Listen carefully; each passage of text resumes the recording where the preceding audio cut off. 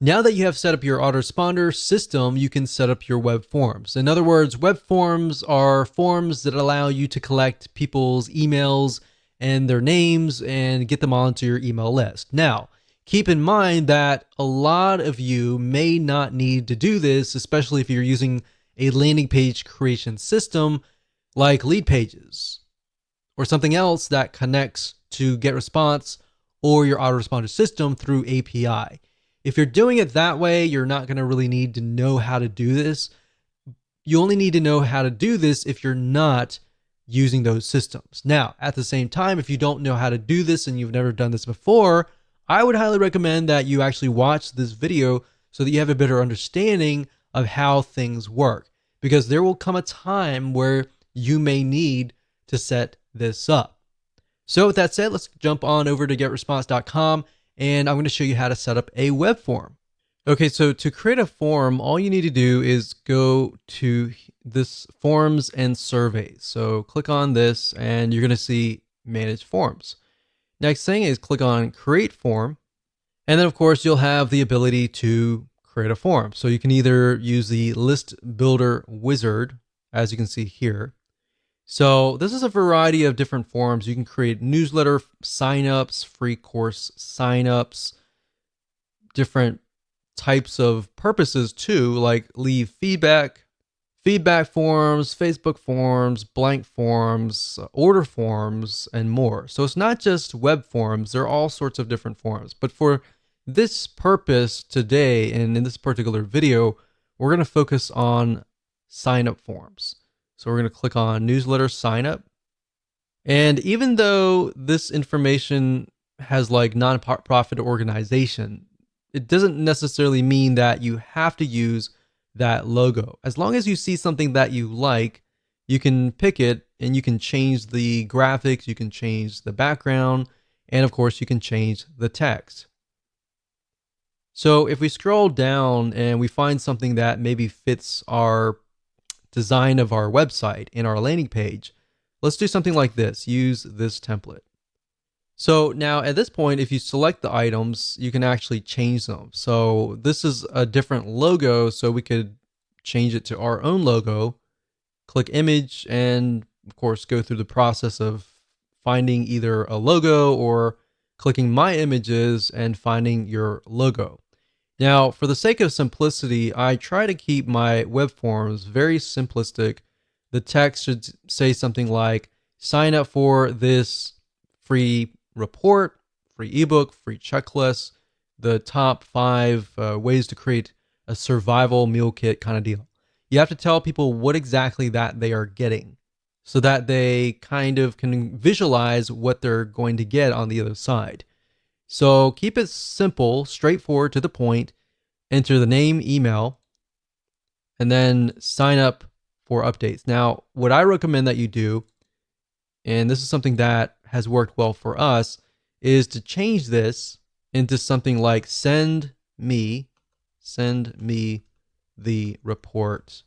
So that way, psychologically, when they click on that, they're thinking, oh, I want you to send me the report, right? If you just have a submit button and that's it, in reality, your conversions are not going to be as high because it doesn't really tell people what they get. So this tells people what they get, but this tells people that, okay, they're definitely going to get something. So send me the report, send me the checklist, send me the report to my email. So that way, the next step in their mind, psychologically, they're waiting to receive an email, right? Now, you can test this out. If you only want to collect emails only, you could remove the name here. But if you do that, just keep in mind that when you customize your emails and you personalize them, you can't say, hey, first name, because you don't have their name. So going through here, these are just elements that you can add. And of course, you have the layout and the style. You can change the design, the color, and all of that. When you're done, you click on Save and Publish.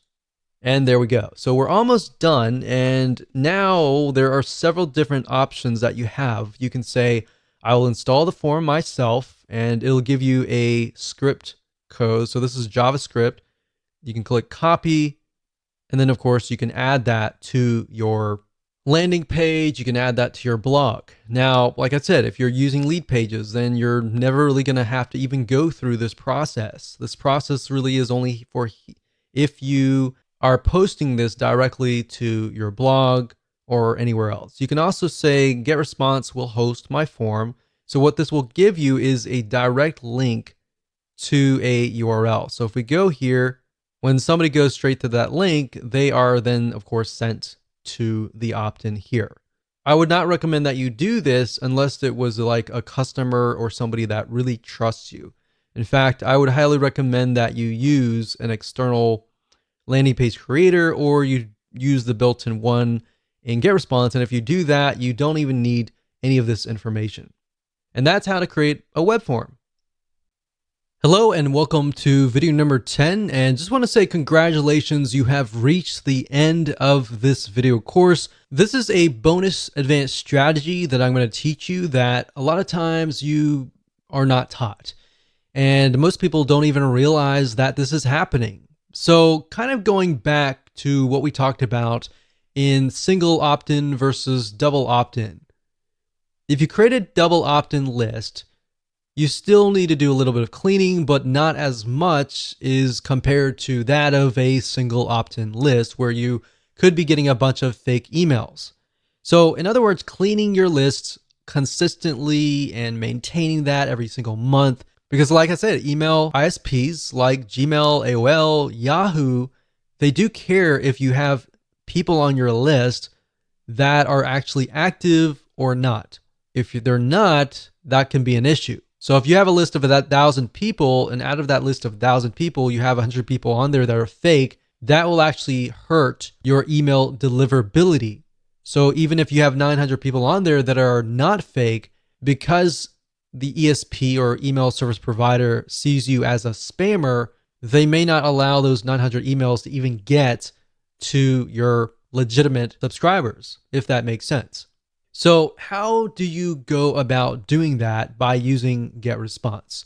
So what I'm going to do now is let's hop on over to getresponse.com, and I'm going to show you step by step how to clean your list. Okay, so there are two different ways to do list hygiene. And one of the ways is by simply going to getresponse.com, logging into your account, going under contacts, and then of course you will see list hygiene. If you go here, you'll see delete contacts or blacklist. If you click on blacklist, this will allow you to enter email addresses of people that you want to blacklist across your whole account. So to do that, what you can do is go to blacklist, click global blacklist for my account. And what that will do is it'll remove them totally from all of your lists, meaning anytime somebody tries to sign up again, they won't be able to sign up. Now, obviously, they could get around that by entering a fake email if you had single opt-in turned on, or they could use a fake email address even if you're using double opt-in as well. So this only protects you to a certain degree, and this works actually really well in a lot of non-technical niches, especially. But if you are in a more technical niche like marketing or business or computers or programming, then this here can help you to a degree, but only to a certain degree.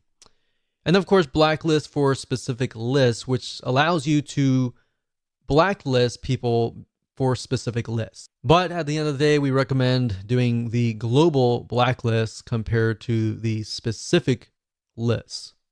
Now, another way of doing list hygiene and finding people that are maybe not active is by going to click search. Now, another way to do list hygiene is go to search and click on advanced search. And what we're trying to do here is find people that maybe who have never opened an email before or have never clicked a link before. Now, one thing to note here is that unless your emails are HTML emails or template-based emails, you're not going to be able to track whether or not they opened the email. So keep that in mind. Another thing is sometimes some devices won't actually load. If for example, Gmail, if you send an email to a Gmail account, a lot of times if you'll notice, it says that the user has to click a link to allow Gmail to load an image. And if they don't click that and they open the email, then that's also hard to detect. So that just keep in mind that unless you have HTML email set up, that's one hard indication to go by. Now, one good indication to go by is if they actually click the link. So regardless of it's a plain text email or an HTML email, as long as they click the link, you can detect that. So what I would go by is people who do not click links. All right. What you can do here is you can do all selected lists, any autoresponder setting. So basically we're saying every single subscriber, and we're going to add a condition, and let's say contact actions. So message open. And like I said, it's hard to detect that. So let's say last click date.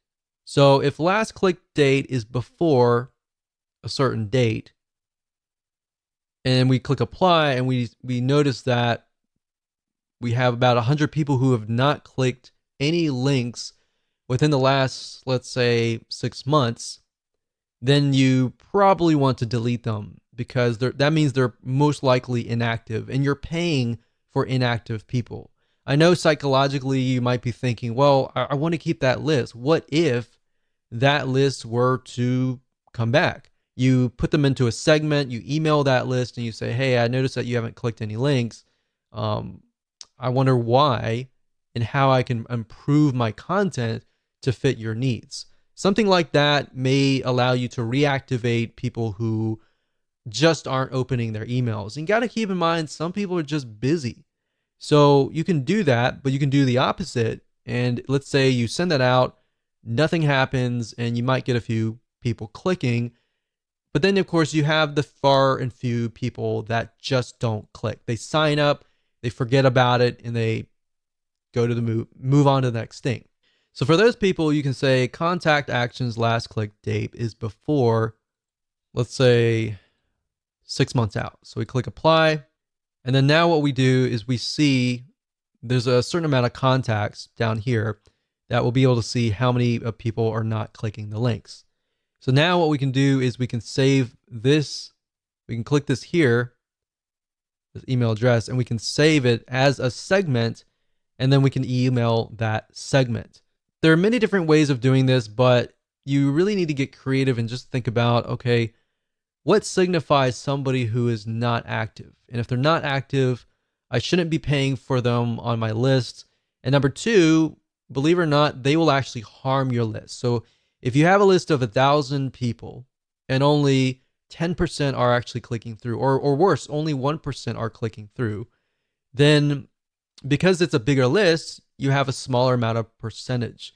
And as you're emailing out, the email service provider will analyze how many people are actually clicking your links.